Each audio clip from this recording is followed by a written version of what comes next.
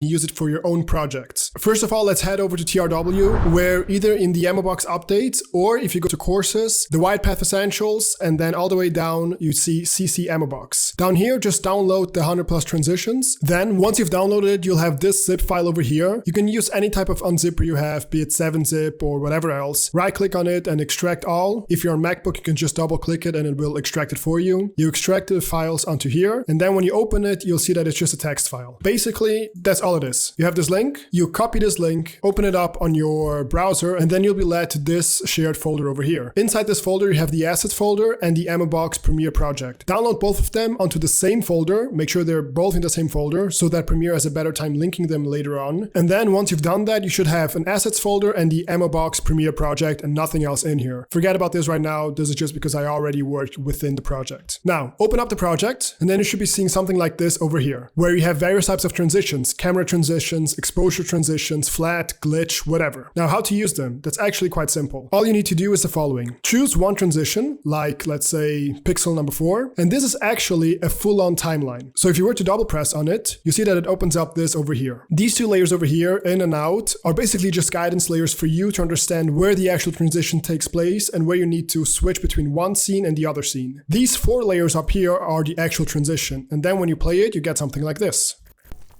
Okay, now, how do you actually use it for your project? So let's assume you have a scene like this one here from The Wolf of Wall Street, where you want to go from this scene over here to this one. Now, in between, you'd like to have some form of transition. All you do is you choose one of the ones you'd like to have. Let's say I'm going for a glitch type of distortion effect. I'll take the distortion one. And since this is its own timeline, I could either open it up and then copy only the effect onto the sequence that I'm working on, or I can actually just drag and drop it onto my sequence. Now, this over here is just an export layer so that you can preview how the transition will look like. You can just delete that one, that doesn't matter. All you need are these 3 layers and the sound effects. Drag them above your video and place this barrier over here exactly where you intend on switching from one scene to the next. Now you see a simple drag and drop and you get this over here.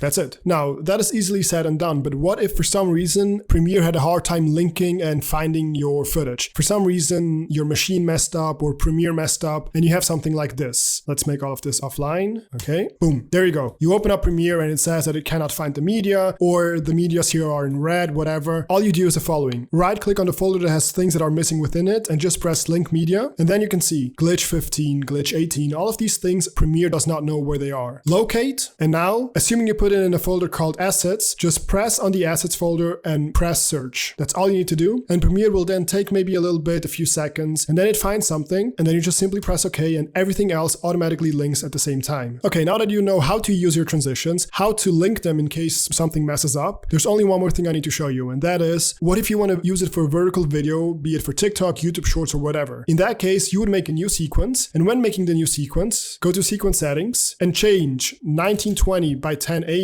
that's what it normally is, 16 by 9. Change that to 1080 to 1920. That is 9 by 16, and then you get a vertical video. Great. Now, the problem is, if I simply drag and drop my transition onto this video, it will not work. Because if I simply do this, I'm dragging adjustment layers onto the video that were made for a horizontal video, not a vertical video. And so if we play this, nothing happens. I mean, other than the sound effects playing, the actual transition does not take place. So what do we do here? Quite simple. You press on this button down here, new item, adjustment layer. Make sure the adjustment layer is also vertical, meaning 1080 by 1920 or whatever type of ratio you're currently using. Maybe it's a square format for Instagram or something else. Just make sure that the adjustment layer is the same as your sequence. Press OK, and now drag the adjustment layer onto your sequence and make sure that it's just as long as the actual transition. Now, you're going to do the following for the last step. These two here, they don't matter. You could delete them and it will not change anything about the transition. They're just here for you to understand where the transition starts, where it ends, and where the middle point is. These 4 over here, they are important. They mean that you have 4 different adjustment layers. So that's what you're going to do. You're going to copy this one to the top. You can do that by just pressing Alt and then dragging up, and then you copied it. And then you're going to cut both of them in the middle. And there we go. We have 4 different adjustment layers. Right click on this one, copy. And now this is the top left one. So the top left one, you paste the attributes, make sure they're all selected. That can be selected, and you press OK. Bottom right one, copy, paste attributes. Same thing here, copy and paste, and same thing here, copy and paste. And now these here didn't work, but the new ones